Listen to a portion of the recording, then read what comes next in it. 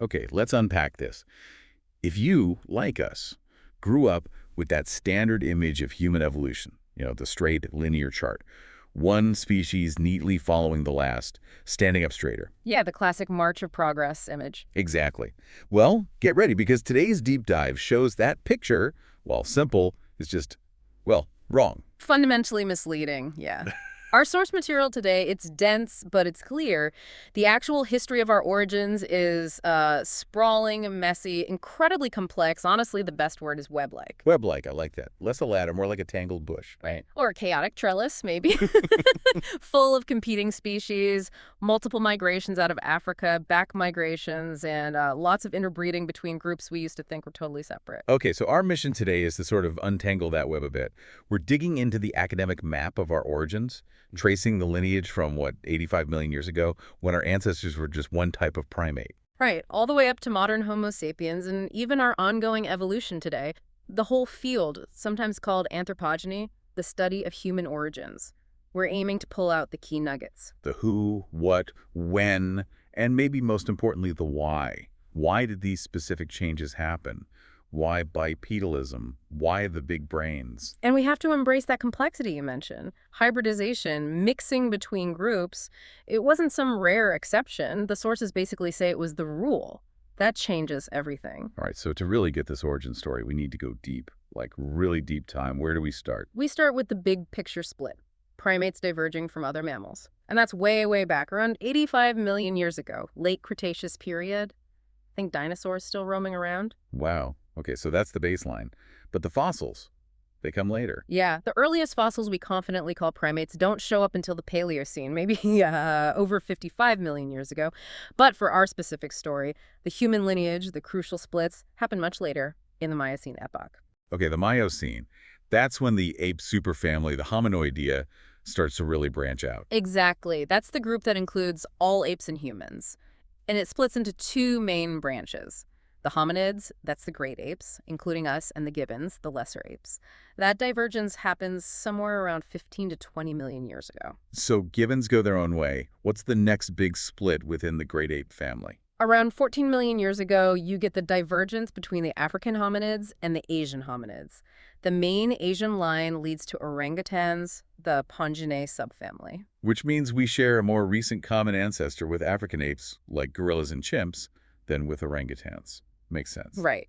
The tree keeps getting pruned. So after the orangutans branch off, the next split separates the gorillini tribe, that's the gorillas, from the hominin tribe. And hominins, that's us, and our direct ancestors. Us are direct ancestors like Australopithecus, and also the lineage leading to chimpanzees and bonobos. That split from gorillas, the sources suggest, happened between 8 and 9 million years ago. Okay, so we've branched off from orangutans, then gorillas. Now we get to the really close relatives. The split with chimpanzees and bonobos, the pangenus. This is the one everyone focuses on, yeah. And the genetic data is pretty powerful here. It puts that final split really close to us, relatively speaking, somewhere between 9 and 7 million years ago. And the genetic similarity is just staggering, isn't it? It really is. If you compare single nucleotide polymorphisms, basically, tiny typos in the DNA code, our DNA is still about 98.4% identical to chimpanzee DNA. It's remarkably close. But there's a catch with the fossils around this time, right? Especially for the chimp lineage. A huge catch. The fossil record for the ancestors of modern chimps and bonobos is incredibly poor, almost non-existent. Why is that? It's the environment. Chimps and bonobos, and presumably their ancestors, lived mainly in rainforests. Rainforest soils are very acidic, which is terrible for preserving bones. Things just dissolve. So just as our lineage, the hominins, is starting to split off and adapt to potentially drier, more open areas where fossils might preserve better. The chimp lineage stays in the forest, and their fossil history just goes dark. It's a really frustrating gap right at a crucial moment. Which makes the fossils we do have on our side, the early hominin side, incredibly precious. So who are the earliest contenders? Who might be the first on the human line after the split from chimps? Okay, we've got a few key players. First, there's Sahelanthropus chidensis, found in Chad, dated to around 7 million years ago, nicknamed Tumai. And what makes Sahelanthropus a contender? Mostly features of the skull. The position of the foramen magnum, that hole where the spinal cord connects, seems to be a bit more forward than in apes, which could suggest some upright posture. It's debated, though. Okay, who's next? Then you have Orantugenensis from Kenya around 6 million years ago. Here, the evidence comes mainly from the femur, the thigh bone. Its shape suggests it could withstand the stresses of bipedal walking. Again, debated, but a strong candidate. And the third major contender. This one seems like a game changer based on the sources. Absolutely, Ardipithecus. Specifically, Ardipithecus ramidus, usually just called Ardi. Found in Ethiopia, dating between 5.5 and 4.4 million years ago. The analysis of Ardi really forced a major rethink. A rethink of what exactly? Or rethink of what our last common ancestor with chimpanzees actually looked like and how it behaved. It challenged this long-held idea called the chimpanzee referential model. Explain that model. What was the assumption? For decades, the default assumption was that the last common ancestor was basically like a modern chimpanzee, probably knuckle-walking, aggressive, males much larger than females, living in fission-fusion societies, and that humans evolved away from that chimp-like baseline. Okay, that seems logical on the surface. So how did Ardi challenge that? The Ardi skeleton, which is remarkably complete for something so old, showed a mosaic of traits. Yes, it had grasping feet suggesting it still climbed trees effectively, but its pelvis and hands, they were different. And critically, its skull and teeth suggested something very un-chimp-like. Different how? What were the key traits? Well, first, significantly reduced sexual dimorphism. The canine teeth in males weren't the huge dagger-like weapons you see in male chimps or gorillas used for fighting. They were much smaller, more like female canines. Less fighting means maybe a different social structure. Less male-on-male competition. Exactly. That implies a shift towards less aggression, maybe more pair bonding or cooperation. And second, Ardi showed what's called paedomorphic craniofacial morphology. Okay, break that down for us. Paedomorphic. It means child-shaped. Ardi retained juvenile-like features into adulthood, like a flatter face and a less projecting muzzle compared to chimps. Think about how baby apes look cuter or less threatening than adults. Ardi kind of kept some of that look. Retaining juvenile features, why is that significant? It's often linked to a process called self-domestication. It's like the species is unconsciously selecting for less aggressive, more cooperative traits. You see something similar when you compare bonobos to chimpanzees.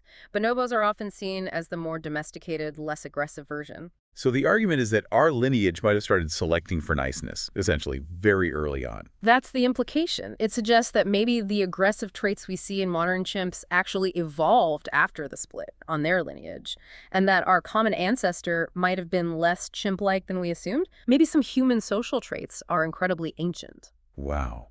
Okay, that really does flip the script. So Ardi sets the stage for the next major group, the one most people associate with early human ancestors, the Australopithecines. Ooh. Right, the genus Australopithecus. They emerge around 4 million years ago, primarily in East Africa, and then spread across the continent. They last until maybe 1.2 million years ago. Big, successful group. And this genus isn't uniform, is it? The sources talk about two main groups. Correct. They're typically divided into the gracile and the robust forms. It's mostly based on their build, especially their skulls and teeth. Let's start with the gracile ones. These are the famous ones, right?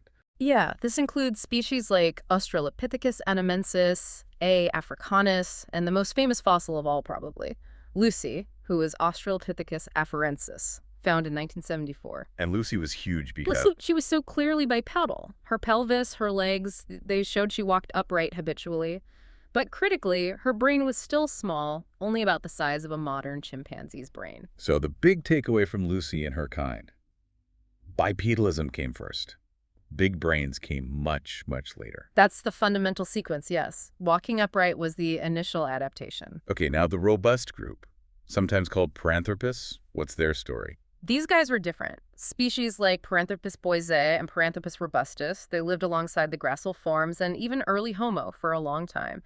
But they went down a different evolutionary path. How so? What made them robust? Their skulls were massively built, huge cheekbones, enormous jaws, and gigantic back teeth molars and premolars. Many of them also had a prominent sagittal crest, a ridge of bone on top of the skull. Like a mohawk made of bone. Exactly. That crest anchored enormous chewing muscles. These weren't for eating steaks. They were specialized for grinding really tough, fibrous, low-quality plant foods. Think roots, tubers, hard seeds, maybe grasses, stuff that required hours of powerful chewing. So they were dietary specialists, unlike the gracile forms. Very much so. They were evolutionary vegetarians, highly adapted to a specific demanding diet. That specialization might have been successful for a while, but maybe it made them less adaptable when environments changed later on. And even these clearly bipedal Australopithecines, they still had ties to the trees, didn't they? You mentioned Littlefoot. Ah, yes, the Littlefoot skeleton, recently redated to about 3.67 million years ago, making it as old as Lucy's species, A. afarensis. It's remarkably complete. And what did Littlefoot reveal? Crucially, it has an opposable big toe, like an ape's thumb, but on the foot. This means that even though these hominins were walking upright efficiently on the ground, They were still climbing trees effectively. exactly, it suggests they probably didn't sleep on the ground. They likely still built nests in trees at night for safety, just like modern chimpanzees and gorillas do. It paints a picture of a dual life bipedal on the ground by day, arboreal climbers by night. So bipedalism wasn't an overnight switch. It was a gradual transition, retaining older behaviors for a long time. Precisely. A mosaic evolution. Okay, so after the Australopithecines, we get the emergence of our own genus, Homo. This feels like a really significant transition point. It absolutely is. We move from the Australopithecine adaptations, including those robust specialists, to something new. And it starts with Homo habilis, the handyman. Appearing around, what, 2.8 million years ago? And the name says it all, right? Tools. Exactly. H. habilis is generally considered the earliest species where we have clear, consistent evidence of making and using stone tools. This is the Oldowan technology, relatively simple flakes knocked off a core stone. Simple, but revolutionary. And this coincides with another major trend, doesn't it? Brains. Yes. This is where the process of encephalization, the evolutionary increase in brain size relative to body size, really kicks off. Early Homo habilis brains weren't dramatically larger than Australopithecine brains, maybe around 600 cubic centimeters compared to 400, 500. But it's the start of a trend. And the sources mentioned a possible genetic kickstarter for this, something about a specific gene. Right, the SRGAP2 gene. There's a hypothesis that a duplication and modification of this gene in our lineage might have played a key role. How would a gene duplication affect brain development? Well, SRGAP2 is involved in how neurons migrate and form connections in the developing brain, particularly in the cortex. The duplicated version, it's thought, might have allowed for slower maturation of neurons, but ultimately more complex wiring and connections, especially in the frontal cortex, sort of like boosting the brain's processing power over generations. A biological hardware upgrade, basically. Kind of, yeah, a potential accelerator for cognitive evolution. And that acceleration really picks up pace with the next major player, Homo erectus. Or Homo ergaster for the earlier African forms. Some researchers separate them. But yes, appearing around 1.8 million years ago, and by this time, brain size has taken a huge leap. How big are we talking? Cranial capacity essentially doubled compared to the Australopithecines, reaching around 850 cubic centimeters on average in early H. erectus, and eventually exceeding 1,000 cc in later populations. Doubled. That's incredible. The sources have an amazing statistic about neuron gain per generation. Yeah, it's estimated that this rate of brain growth is equivalent to adding something like 125,000 neurons every single generation for over 1 million years. That's just relentless selective pressure favoring bigger brains. What was driving that pressure? Was it a smooth increase? It seems like a pretty continuous trend over that period. Likely a feedback loop. Better tools maybe led to better food sources, like more meat, Which provides the energy for a bigger brain. which allows for making even better tools, developing more complex social strategies, and so on. But H. erectus wasn't just getting smarter, they were getting around. This is the big one, right? The first hominin to leave Africa. The first confirmed globetrotters in our family tree, yes. Homo erectus ergaster populations spread out from Africa across Asia, places like Georgia, Indonesia, China, and into Europe, starting maybe as early as 1.8 million years ago. A huge expansion. And they took new technology with them. They did. They moved beyond the simple Oldowan tools and developed the Acheulean toolkit. The hallmark is the bifacial hand axe, a much more deliberately shaped, symmetrical, teardrop-shaped tool. It was a versatile Swiss Army knife of the Paleolithic, used for butchering, digging, woodworking, you name it. And it remained the standard for over 1 million years. That's incredible staying power for a technology. Yeah. And alongside tools, H. erectus is linked to another massive innovation. Fire. Yes, the control of fire and cooking. This is potentially one of the most transformative developments in human evolution. Why was cooking so important? It's not just about taste, is it? Not at all. Cooking does several crucial things. It makes food safer by killing parasites. It makes many foods, especially starches and meats, much easier to chew and digest. Essentially, it pre-digests the food outside the body. Which means less energy spent on digestion. Exactly. And that freed up energy could be redirected elsewhere. The hypothesis, strongly argued by researchers like Richard Wrangham, is that cooking allowed for a reduction in gut size because digestion was easier and provided the massive energy surplus needed to fuel that rapidly expanding, metabolically expensive brain. So cooking wasn't just convenient, it might have been essential for becoming the kind of big-brained creatures we are. It's a very compelling argument. It links diet, anatomy, brain size, and behavior together. Cooking might also have encouraged more stable home bases and different social structures around the hearth. Okay, so H. erectus spreads out, uses fire, has better tools, bigger brains. Before we get to modern humans, were there intermediate species filling the gap? Yes, the picture gets a bit murky, especially in Europe and Africa between, say, 800,000 and 300,000 years ago. We find fossils that seem intermediate between H. erectus and later species. You hear names like Homo antecessor in Spain or Homo heidelbergensis. Heidelbergensis seems important. Is that considered a direct ancestor? It's often placed as a likely common ancestor for both Neanderthals, who evolved primarily in Europe and Western Asia, and Homo sapiens, who evolved in Africa, sort of the stem from which those two major branches sprouted. But evolution wasn't always heading towards bigger bodies and bigger brains, was it? The sources mention these fascinating dwarf species. Right, the island dwarfs. This shows evolution can take unexpected turns, especially in isolated environments. The most famous is Homo floresiensis, nicknamed the Hobbit. Found on the island of Flores in Indonesia. Tell us about them. They are truly remarkable. They lived incredibly recently, maybe from around 190,000 years ago down to just 50,000 years ago. And they were tiny adults, stood about a meter tall, maybe 3.5 feet. And their brains. Also tiny, around 380 to 400 cubic centimeters. That's smaller than a chimpanzee's brain, smaller even than Australopithecus.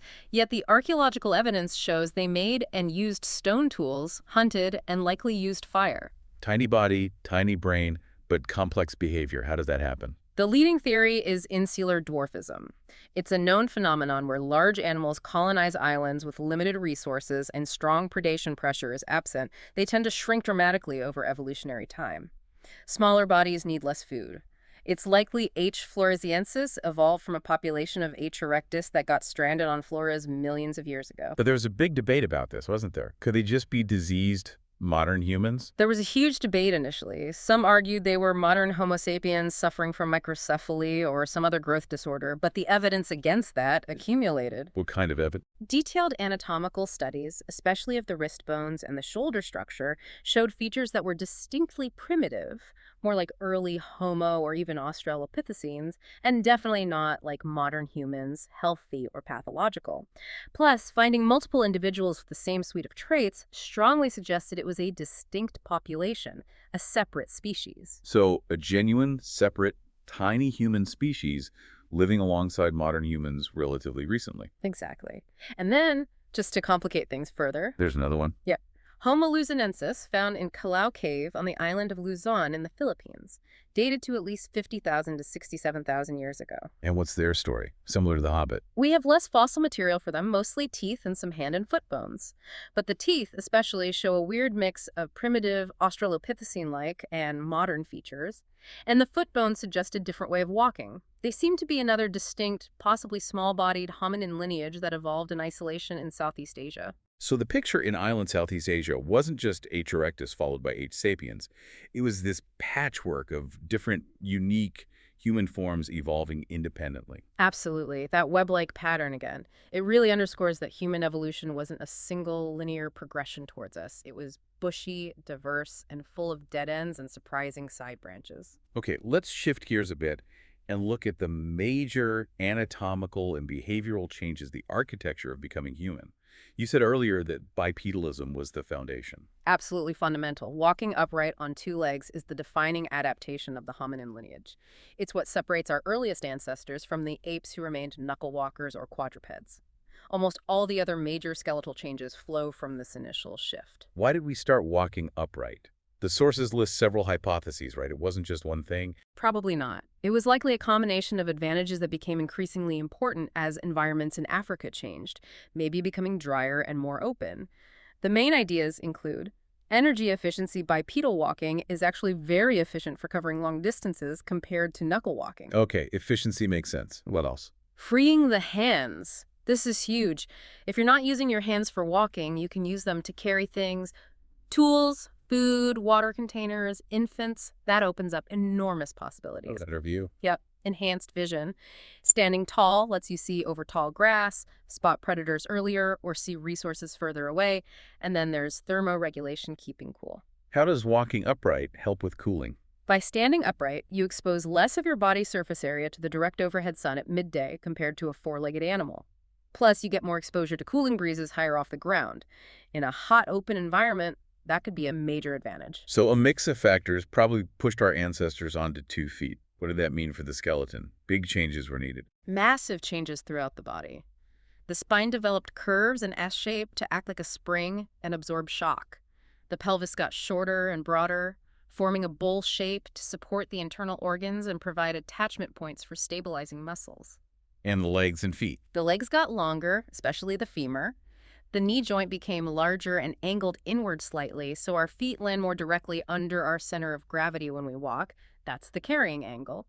The ankle joint also became more robust, and the foot change dramatically lost its grasping ability, developed arches to absorb shock, and the big toe became aligned with the other toes to provide a final push-off during stride. You also mentioned the foramen magnum earlier. That hole at the base of the skull. Right. Its position shifted forward to be directly underneath the skull rather than towards the back like in apes. This allows the head to balance directly on top of the spine, requiring much less muscle energy to hold it upright.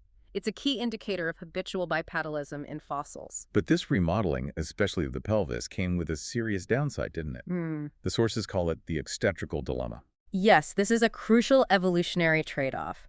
Making the pelvis stable and efficient for bipedal walking meant narrowing the birth canal, side to side especially. Okay, narrow birth canal, but at the same time. At the same time, our lineage was evolving larger brains, so you have this direct conflict. A brain getting bigger, trying to pass through a pelvis getting relatively narrower. That sounds problematic. Extremely problematic. The solution our evolution stumbled upon was to give birth to infants much earlier in their development when their heads are still small enough to pass through the constricted birth canal. So human babies are born fundamentally premature compared to other primates. Incredibly so. A newborn chimp can cling to its mother almost immediately. A human baby is completely helpless for months, years even. This state of prolonged infancy and dependency is called neoteny. And that helplessness has massive consequences for social structure, right? Huge consequences. It means human mothers require a ton of help to raise their offspring successfully. You need prolonged, intensive parental care and often help from others in the group. This likely drove selection for stronger pair bonds, cooperative breeding, and multi-generational support. Which leads to the grandmother hypothesis. Exactly. The idea here is that human females live long past their reproductive years. Menopause. Why? One compelling explanation is that older, non-reproductive females, grandmothers, can significantly boost their own genetic legacy by helping their daughters raise their grandchildren. So by investing time and resources in caring for their grandkids, they increase the survival chances of offspring who carry their genes. Precisely. It turns the cost of menopause into an evolutionary advantage in a species with such incredibly dependent young. It's a fascinating solution to the problem created by bipedalism and big brains colliding. Okay, that connects directly to the second big architectural shift, encephalization, the massive brain increase. Yeah, the brain. Modern humans average around 1,330 cubic centimeters. That's roughly 3 times the size of a chimpanzee brain. It's our defining organ in many ways. And this size increase wasn't just gradual, right? There were periods of rapid growth. There definitely were.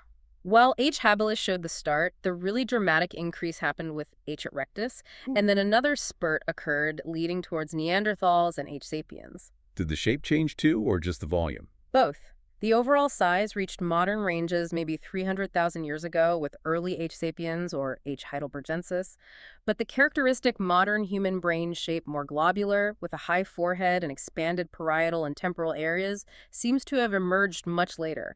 Maybe only in the last 100,000 years or even more recently. And it wasn't just overall size. Specific areas grew disproportionately. Correct. The prefrontal cortex, involved in planning, complex decision-making, social behavior, working memory that saw a huge expansion. Also, the temporal lobes associated with language processing and memory, and the parietal lobes involved in spatial reasoning and integrating sensory information. Basically, the parts needed for complex thought, language, and social interaction got supersized. That seems to be the case. Our brains are highly specialized for navigating complex social worlds and manipulating information. But this supercomputer came at a terrifying energy cost. Terrifying's a good word. The brain accounts for only about 2% of our body weight, but it consumes around 20%, 1/5, of our resting metabolic energy. About 13 watts, constantly running. 20%. Just for the brain, how does that compare? In other primates, it's more like 8, 10%. Our brains are incredibly greedy. This reinforces the idea that a major shift in diet quality was absolutely essential. You cannot fuel a brain like ours on low-quality vegetation alone. Hence the link back to cooking, meat eating, maybe finding energy-rich tubers. Exactly. Accessing calorie-dense, easily digestible foods was likely a prerequisite for encephalization. The expensive tissue hypothesis suggests there was a trade-off. We evolved smaller guts, less metabolically expensive, to allow for larger brains, more metabolically expensive, enabled by a higher quality diet. And this big brain wasn't just for thinking deep thoughts. It was tied to social life. Very strongly. Larger brains correlate with larger, more complex social groups across primates. Robin Dunbar's social brain hypothesis argues that our brains evolved primarily to handle the computational demands of living in large, intricate social networks, tracking relationships, alliances, rivals, etc. Dunbar's number, right. The idea that we have a cognitive limit of around 150 stable relationships. That's the famous number associated with it, yeah. Bigger brains also allow for greater behavioral flexibility, enhanced social learning, cumulative culture, the ability to build knowledge over generations. And don't forget the cerebellum. The cerebellum, I thought that was just for balance and motor control. That was the old view. We now know the cerebellum expanded dramatically in human evolution too, and it's heavily involved in higher cognitive functions, including language processing, working memory, emotional regulation, and coordinating complex sequences of thought and action. It's a crucial part of the cognitive toolkit. Okay, brains, bipedalism. What about the hands? Tool use. The sources say the first tools might actually predate Homo. That's a relatively recent and fascinating discovery. Stone tools, basically sharp flakes, found at Lamekwi in West Turkana, Kenya, have been dated to 3.3 million years ago. 3.3 million. That's older than Homo habilis. Who made them? We don't know for sure. It could have been a late Australopithecine, like Kenyanthropus platyox, which was found nearby, or some other unknown early hominin. But it pushes back the origin of toolmaking significantly. It suggests the cognitive and manual ability to knap stone emerged before our own genus did. But tool technology really takes off with Homo, right? From Oldowan to Acheulean. Yes. The Oldowan, starting around 2.6 million years ago, associated with H. habilis, it consists of fairly simple cores and flakes. Then around 1.7 or 1.8 million years ago with H. erectus, you get the Acheulean, characterized by those symmetrical bifacial hand axes. Much more standardized and requiring more skill and planning to produce. And later technologies got even more refined. Yes, much later, you see the development of prepared core techniques, like the Levallois technique, associated with H. heidelbergensis, Neanderthals, and early H. sapiens, starting maybe after 350,000 years ago. This involved carefully shaping the core stone before striking off the final flake or blade, allowing for much greater control over the tool's shape and size. What anatomical changes in the hand allowed for this increasing dexterity and tool-making skill? Two key features mentioned in the sources are crucial for the precision grip needed for complex tool use. First, ulnar opposition. Meaning? The ability to touch the tip of the thumb precisely and forcefully to the tip of the little finger, the ulnar side of the hand. This allows for fine manipulation and control that other primates lack. It's characteristic of Homo, including us and Neanderthals. And the second feature? The third, metacarpal styloid process. It's a little bony projection at the base of the middle finger's metacarpal bone on the wrist side. It acts like a buttress, locking the wrist and stabilizing the hand when gripping forcefully or applying pressure during tool use. It prevents the wrist from buckling. So these hand adaptations were key to our technological evolution. This brings up that old debate again. Who made the earliest Oldowan tools? Homo or maybe Paranthropus? Right, because Paranthropus, the robust Australopithecines, lived at the same time as early Homo, like Habilis, and they certainly had large, powerful hands. Anatomically, could they have made Oldowan tools? Probably. But the evidence points towards Homo. The strong association evidence does, yes. While Paranthropus might have been capable, the vast majority of Oldowan tool sites are found in direct association with Homo fossils, not Paranthropus.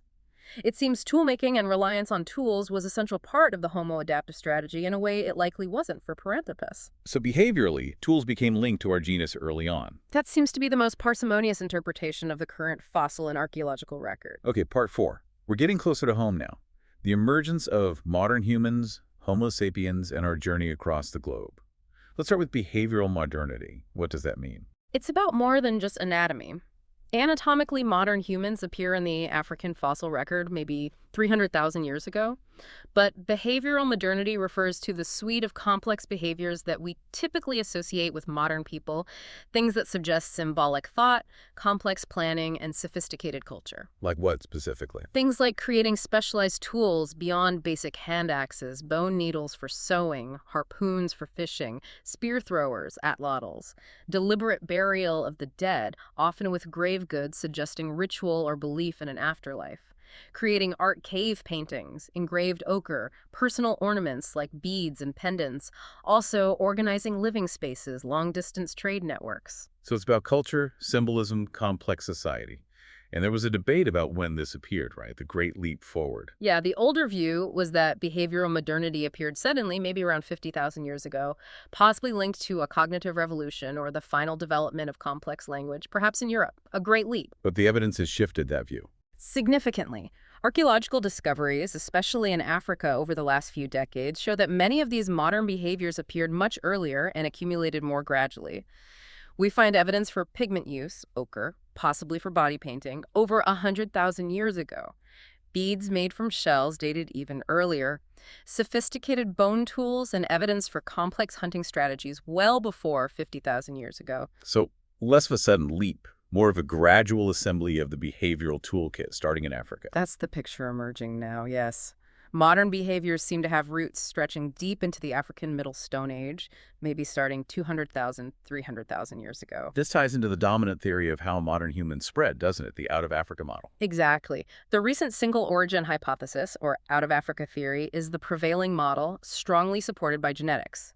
It proposes that anatomically modern Homo sapiens evolved exclusively in Africa, probably around 300,000 years ago. And then, much later, populations of these modern humans migrated out of Africa and spread across the globe, eventually replacing all other existing archaic hominin populations like Neanderthals in Eurasia and the descendants of H. erectus in Asia, with relatively little interbreeding, though we now know some interbreeding occurred. What's the core evidence for Africa being the origin point? Genetics is key. Studies of mitochondrial DNA, passed down the female line, leading to the concept of mitochondrial leave, and Y chromosome DNA, passed down the male line, consistently show that the greatest genetic diversity among modern humans exists within African populations. Why does high diversity mean Africa is the origin? Because genetic diversity accumulates over time. The longer a population has existed in one place, the more mutations and variations build up. Populations that migrated out of Africa took only a subset of that original diversity with them, a founder effect. So non-African populations are generally less genetically diverse than African populations. The San people of southern Africa, for example, show incredible genetic diversity. Okay, so H. sapiens originates in Africa. When did the major migration happen? The main successful dispersal out of Africa seems to have occurred roughly between 100,000 and 50,000 years ago. There might have been earlier, smaller migrations that didn't leave a lasting genetic legacy in modern non-Africans, but the big wave was in that window. And the route? Was it just one path? There's discussion about multiple dispersals. One prominent idea is the southern dispersal or coastal route theory. This suggests an early wave, maybe around 70,000 years ago or even earlier, followed the coastlines of the Red Sea, across Arabia, along southern Asia, and relatively rapidly reached Southeast Asia and even Australia. Australia by 70,000 years ago, that's early. The dating is debated, but evidence suggests human presence in Australia by at least 65,000 years ago. This coastal route might have been separate from, or earlier than, a later wave that moved into the Near East and then spread north and west into Europe and the rest of Asia. This journey wasn't smooth sailing, though. The sources mention population bottlenecks, times when humanity almost died out. The Toba eruption. Yeah, the Toba supervolcano eruption in Sumatra around 74,000 years ago is a controversial but often discussed potential bottleneck. The idea is that it caused a volcanic winter, drastically impacting global climate and potentially crashing human populations down to maybe just a few thousand individuals worldwide. A global catastrophe wiping almost everyone out. That's the theory.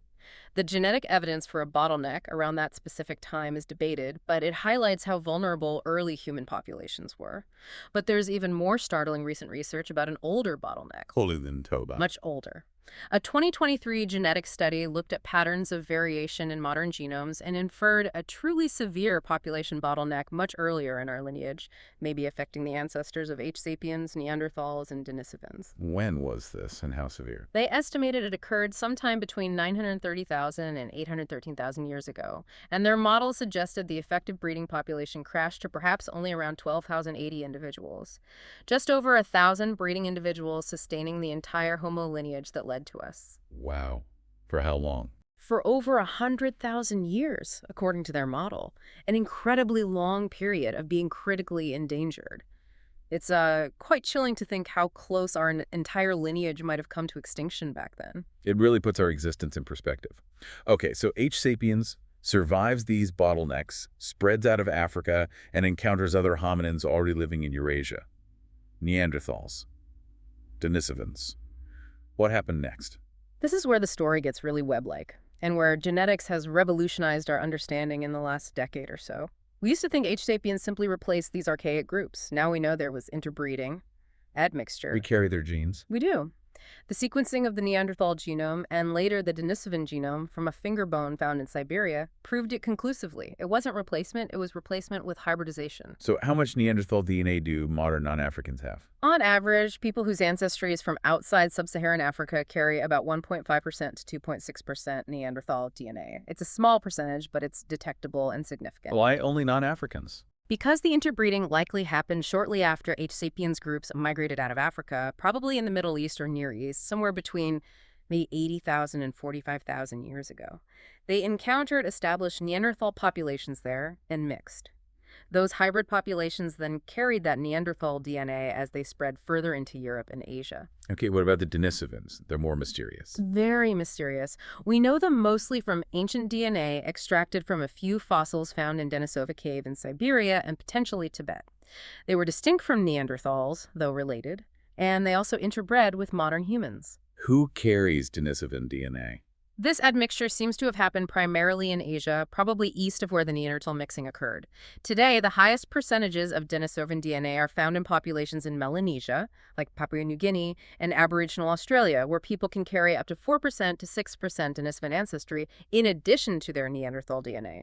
Some mainland Asian populations also have smaller amounts. So multiple mixing events with different archaic groups in different places. Our ancestry is a mosaic. Absolutely. A complex tapestry woven from different hominin threads.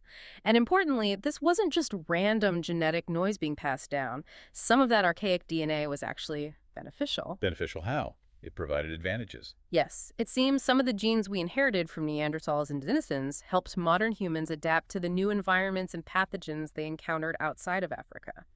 This is called adaptive introgression. Give us some examples. The immune system is a big one. Genes related to immunity, like the HLA genes, show strong evidence of introgression. We inherited different HLA variants from Neanderthals and Denisovans that likely helped us fight off local diseases we hadn't been exposed to in Africa. In fact, a huge portion, maybe over half, of the HLA variants in modern Eurasians come from these archaic groups. So instant immunity boost from interbreeding. What else? The most famous example is probably the EPAS1 gene variant common in modern Tibetans. It helps them adapt to low oxygen conditions at high altitudes. It turns out this variant was inherited from Denisovans. Wow. So Tibetans thrive on the roof of the world, partly thanks to genes from an extinct hominin group they met tens of thousands of years ago. It seems so.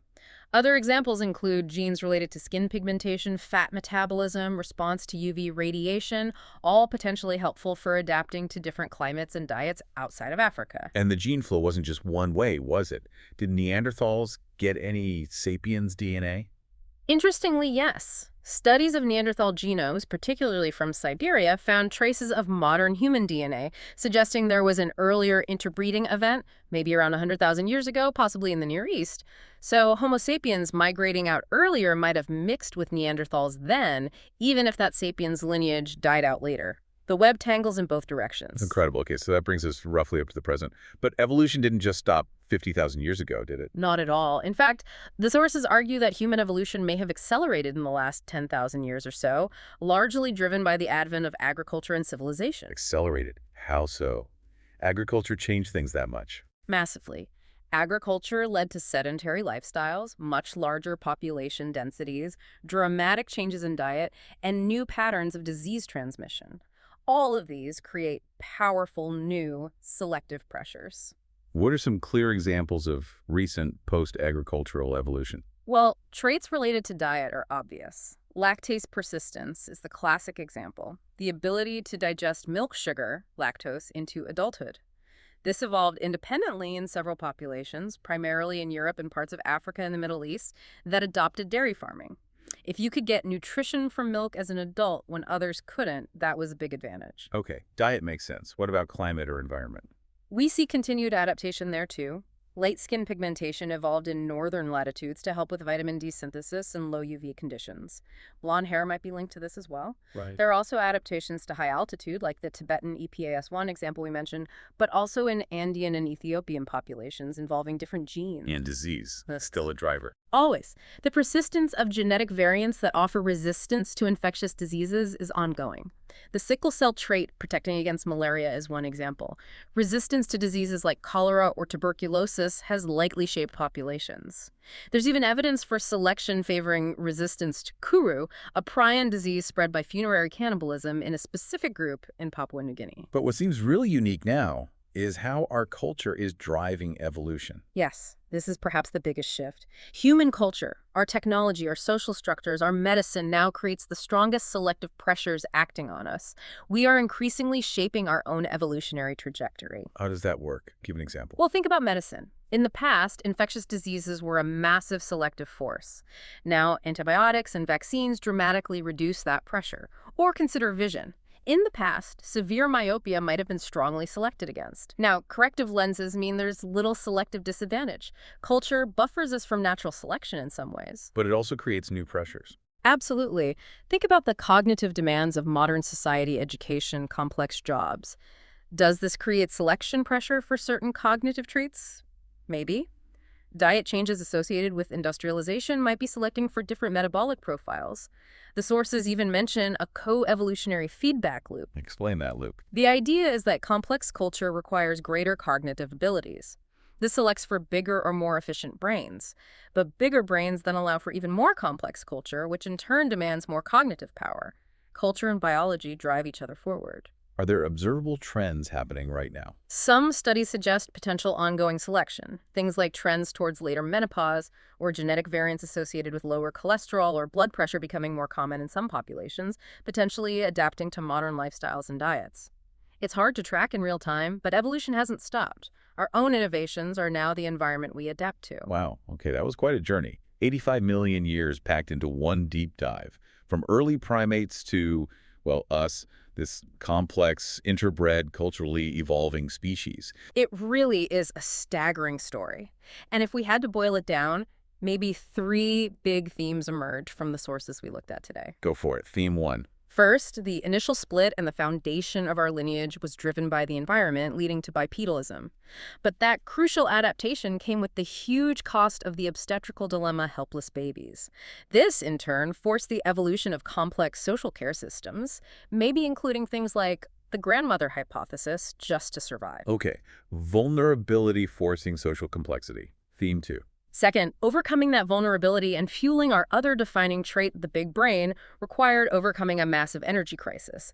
This was likely solved through technological and dietary innovation, better tools, hunting or scavenging meat, and crucially, the control of fire and cooking.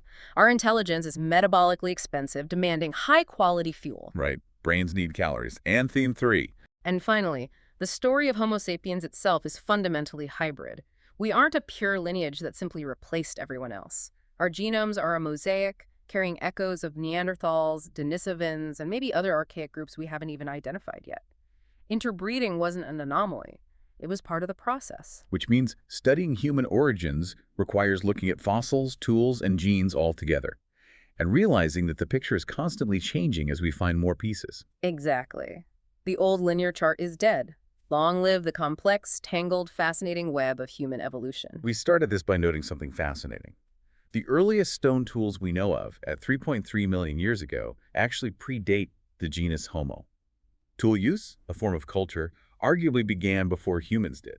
A powerful point. Culture and biology have been intertwined from the very beginning, maybe even before the beginning. So if bipedalism defined the first hominins, and maybe fire and advanced tools define Homo erectus and its successors, here's a final thought for you, our listeners, to ponder. Given that human culture, our technology, our medicine, our societal structures, maybe even things like genetic engineering in the future, is now clearly the dominant force shaping our own evolution. What cultural or technological breakthrough, maybe 10,000 years from now, might be seen as marking the emergence of a new kind of Homo?